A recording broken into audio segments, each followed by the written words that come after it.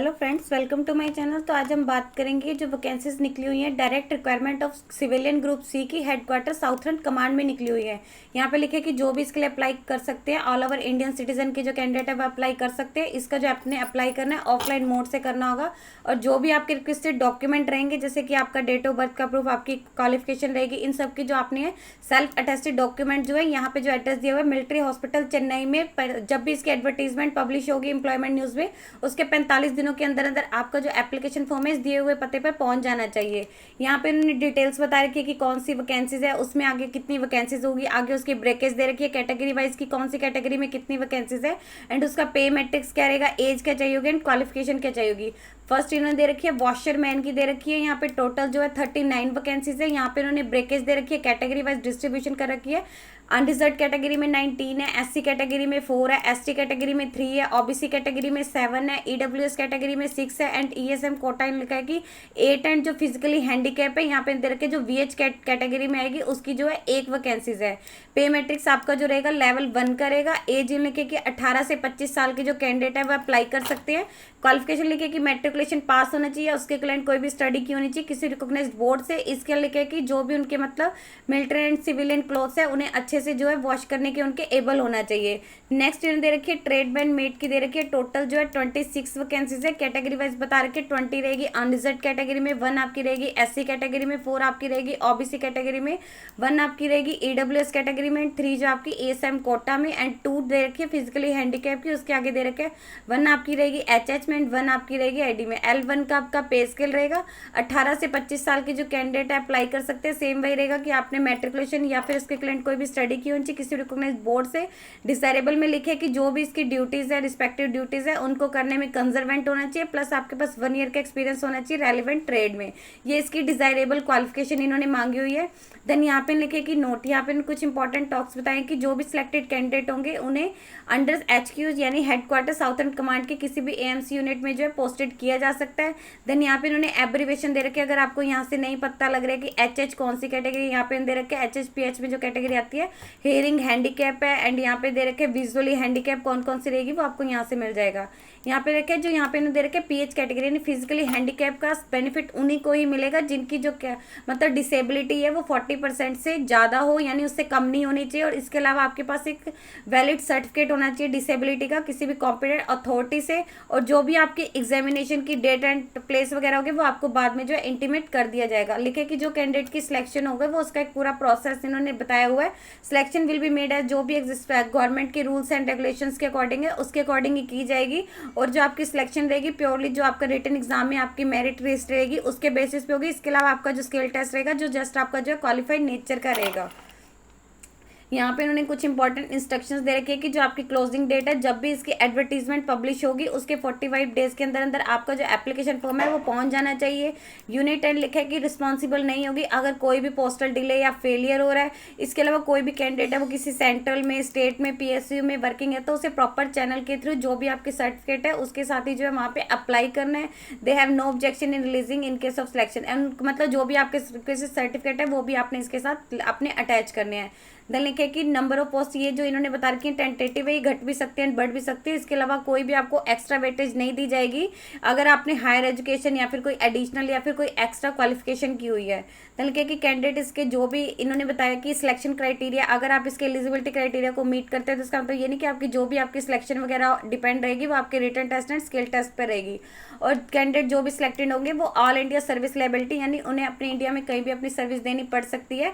और कैंडिडेट को जो अपने डॉक्यूमेंट सेंड करने हैं उसके साथ साथ लेके कि मस्ट एनक्लोज, उसके साथ साथ आपने एक सेल्फ एड्रेस एनवलप भी अटैच करना होगा।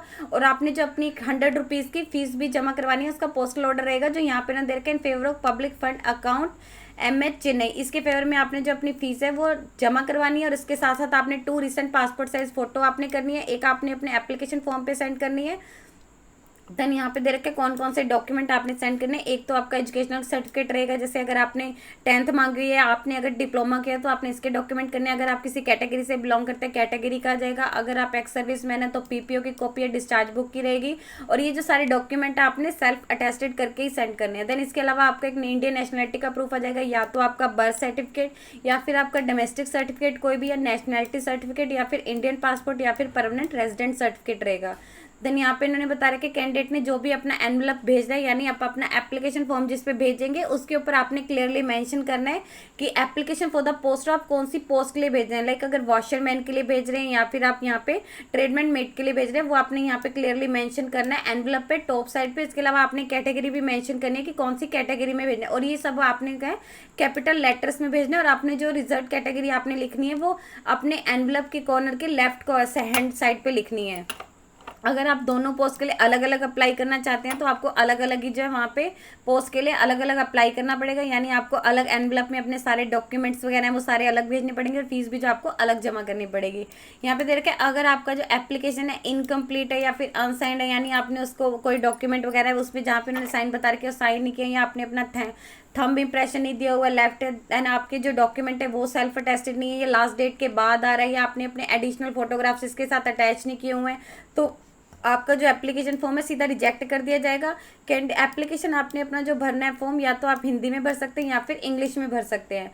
देन इसके अलावा लिखा है कि कैंडिडेट को अपने खुद के अरेंजमेंट्स करने पड़ेंगे कि हाँ अगर जब भी वो उन्हें रिटन टेस्ट या फिर स्किल टेस्ट के लिए बुलाया जाएगा उन्हें कोई भी बोर्डिंग या फिर लॉजिंग एक्सपेंसिव नहीं दिया जाएगा ट्रैवलिंग का, उन्हें अपने खुद के अरेंजमेंट्स करने पड़ेंगे। आपने अपना जो एप्लीकेशन फॉर्म सेंड करना है या तो आप रजिस्टर्ड पोस्ट के थ्रू कर सकते हैं या फिर आप जो है स्पीड पोस्ट के थ्रू कर सकते हैं। यहाँ पे इन्होंने 2 मोड दे रखे हैं।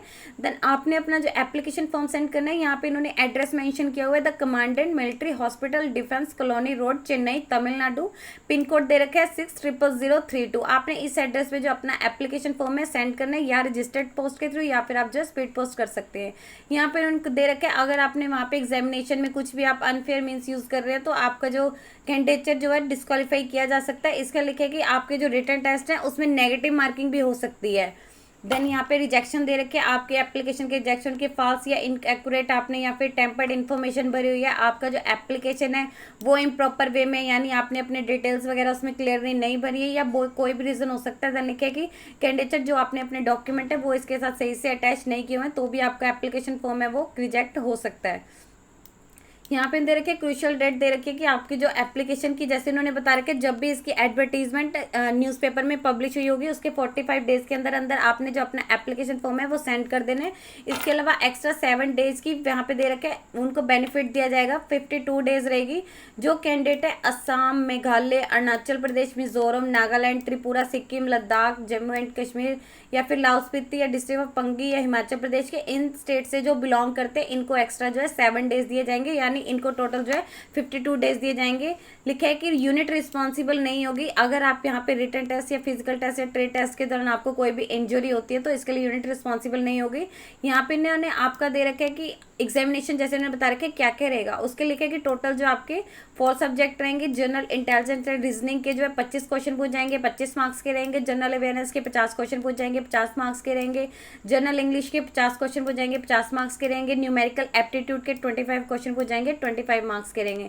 यानी आपका जो टोटल है 150 मार्क्स का जो है क्वेश्चन होगा एंड 150 जो है क्वेश्चन पूछे जाएंगे उसमें टोटल, एंड 2 आवर्स की आपकी जो ड्यूरेशन होगी। यहाँ पे उन्होंने आपके सब्जेक्ट बता रखे हैं कौन कौन सा होगा, और आपका जो क्वेश्चन पेपर रहेगा वो हिंदी एंड इंग्लिश 2 लैंग्वेज में रहेगा। बाकी जो आपका इंग्लिश लैंग्वेज के अंदर पोर्शन बता रखे ये इंग्लिश में ही रहेगा। और लिखा है कि आपका जो यहाँ पे उन्होंने बता रखे ट्रेडमैन मेट एंड वॉशरमैन के लिए मतलब आपका जो एग्जाम वगैरह है वो आपके 10th के बेसिस पे रहेगा। आपका जो क्वेश्चन पेपर उसमें पूछे जाएंगे। देन यहाँ पे रिलैक्सेशन दे रखी है कि अगर आपको एज फीस वगैरह तो आपके जो भी डॉक्यूमेंट वगैरह है वो आपने अपने जमा करवा देनी है जो भी इसकी लास्ट डेट रहेगी उससे पहले। एंड जो भी सिलेक्टेड कैंडिडेट है उन्हें लिखा है कि कहीं पे भी जो है पोस्टेड किया जा सकता है ऑल इंडिया में। यहाँ पे वही बता रखी है कि अगर कैंडिडेट की कोई डिसेबिलिटी है तो उसकी 40% से ज़्यादा होनी चाहिए, उसके पास एक रेलिवेंट सर्टिफिकेट होना चाहिए। तो यहाँ पे इन्होंने वही बता रखा है। यहाँ पे इन्होंने दे रखा है टोटल जो है 65 वैकेंसीज है वॉशरमैन एंड ट्रेडमैन की। 10th इसमें क्वालिफिकेशन होनी चाहिए या उसके इक्विवेलेंट कोई भी स्टडी की होनी चाहिए। यहाँ पे डॉक्यूमेंट आपने जो सेंड करने यहाँ पे इन्होंने डिस्क्लोज किया हुआ है कि कौन कौन से आपके डॉक्यूमेंट रहेंगे। इसके साथ साथ आपने एक सेल्फ एड्रेस एनवलप रहेगा और आपने 100 रुपीज़ की फीस भी जमा करवानी है। यहाँ पे इन्होंने एड्रेस दिया हुआ है कि आपने इस दिए हुए address the commandant military hospital defence colony road Chennai Tamil Nadu, इस एड्रेस पे आपने अपना एप्लीकेशन फॉर्म सबमिट करना है। या तो आप रजिस्टर्ड पोस्ट के थ्रू कर सकते हैं या फिर आप जो है स्पीड पोस्ट के थ्रू कर सकते हैं। और 45 डेज का यहाँ पे समय दिया गया। और जो यहाँ पे कुछ स्टेट्स को कंसेशन दी गई हैं जैसे 52 डेट्स दिए गए हैं कि यहाँ इनका समय दिया गया है। जैसे यहाँ 45 डेज हैं तो जो इन असम, मेघालय इन स्टेट से जो है बिलोंग करते हैं। देन आपके यहाँ पे लिखे कि फर्स्ट आपका रिटन टेस्ट होगा, देन आपका जो है स्किल टेस्ट रहेगा। यदि आपको इससे रिलेटेड और अधिक जानकारी चाहिए तो आप इसकी ऑफिशियल वेबसाइट पर जाकर चेक कर सकते हैं, जिसका लिंक मैं आपको डिस्क्रिप्शन बॉक्स में डाल दूंगी। यदि आपकी इस वीडियो से रिलेटेड कोई भी क्वेरी है तो आप हमें कमेंट सेक्शन में लिख के बता सकते हैं। वीडियो अच्छी लगी हो तो प्लीज़ लाइक एंड शेयर। इस तरह के इन्फॉर्मेटिव वीडियोज़ को देखने के लिए आप हमारे यूट्यूब चैनल को सब्सक्राइब कीजिए।